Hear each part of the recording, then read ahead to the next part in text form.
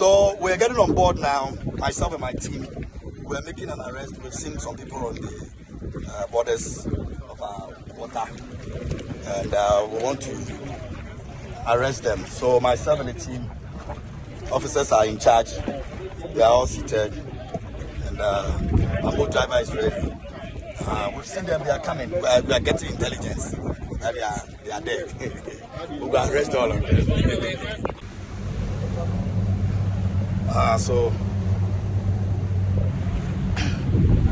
my officer will do the interrogation.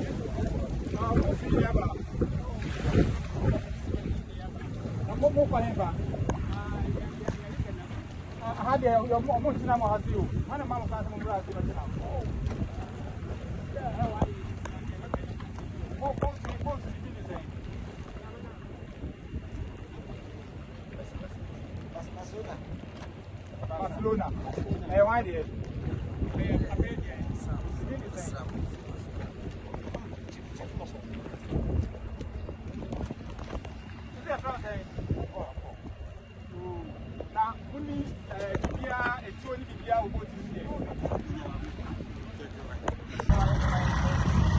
So the officers think that they are here unauthorized, and so what is going to happen is that we're going to lead them to the shore where officers will interrogate them further, and if they need they'll be arrested. So this is how arrest possible interrogations are always done with the Navy, and so we're going to take them, follow them till they get to that point. If they try to resist or try to run away or anything like that, we've got officers who are also capable on board that have all the ammunition to ensure that we're able to stop them from running away. So it's an entire team operation that always happens when it comes to it. So we're going to be able to show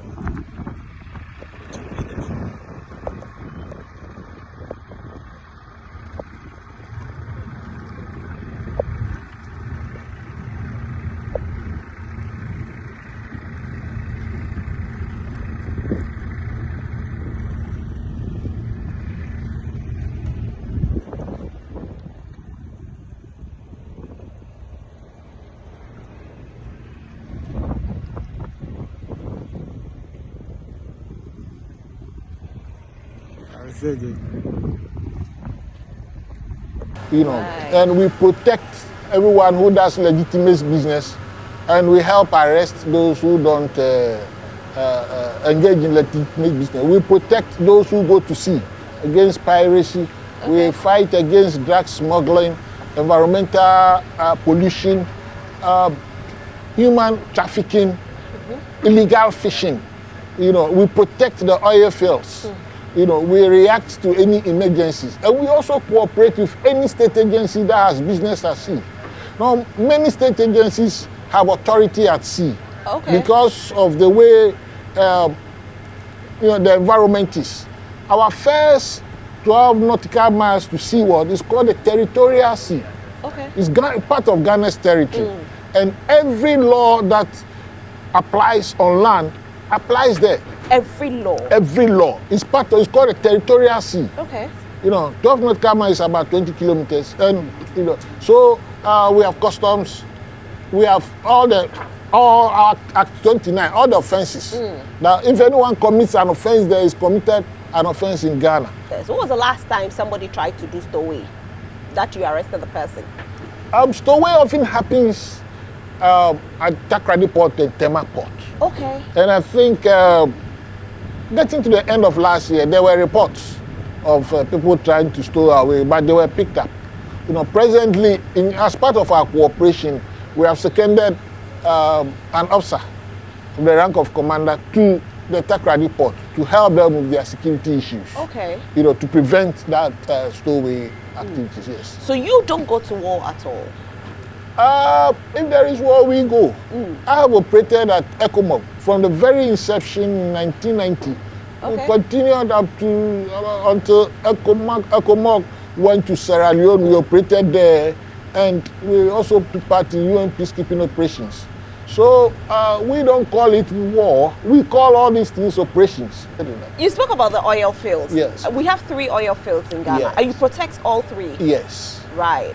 So how many men do you actually have on board the oil field all the time? 247? Okay, we have 2 ships. Okay. Has there been any attack on the oil fields before? It is not any attack, but the challenge there is our local fishermen.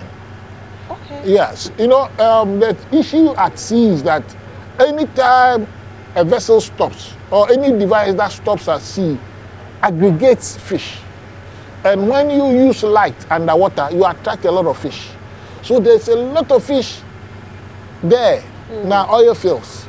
But our fishermen should not go there. They don't need to go there, because when they go there and their nets entangle the underwater operations, it costs the nation a lot. As far back as 2015, the Petroleum Commission was reporting that we used to spend about $50,000 a day as at that time if the nets of fishermen entangle the oil exploration equipment. You know, so that is why we are there, and it's a running battle. So we know that there was a, threat of certain, how do you call it? Was threat of terrorist attack. And it was more of the sub-region, submarine areas. So the question from Ghanaians, if we should have anything like this, how prepared is the Ghana Navy to fight our borders? That's our, our water borders. Our closest to that experience is when we were experiencing piracy at sea. Because it's believed that the terrorist activities were sent to sea, and it manifested in the form of piracy.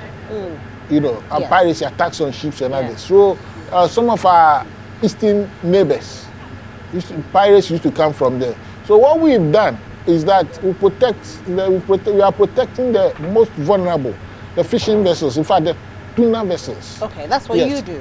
Yes, we are protecting them because they are very vulnerable. Okay. They fished getting to our eastern board. Right. And they were most vulnerable. So we've given them the option. If they go in and they need our personnel, we put them on board. So we are ready? Yeah, we are ready. So what's the criteria for one to be selected into the Navy? First, you have to be Ghanaian. You have to be Ghanaian. And because of the nature of our military training doesn't forgive. Okay. So you require academic qualification. And your academic qualification will determine the branch you belong to, whether an officer or another rank. As officers, we have first degree holders for various qualifications taken into our various branches. We have also professionals like doctors, lawyers, engineers, So it depends on your qualification and also age. Okay. We have age limits. What's the age limit? The age limits vary. You have to minimum 17 and a half. Okay, that's a minimum. Minimum 17 and a half. Okay. But for graduates, I guess to 24, 25. Okay. And also those, our men, also between 17 and a half to about 25, thereabout. Okay. For lawyers and doctors who by virtue of their education are likely to be older, we could extend the age to about 32 or thereabout. What are the various professions in the Navy? In the Navy, we have, like on the ship, okay, we have the commanding officer, it's an executive officer. And normally we take the degrees which have science background, because sometimes it involves calculation.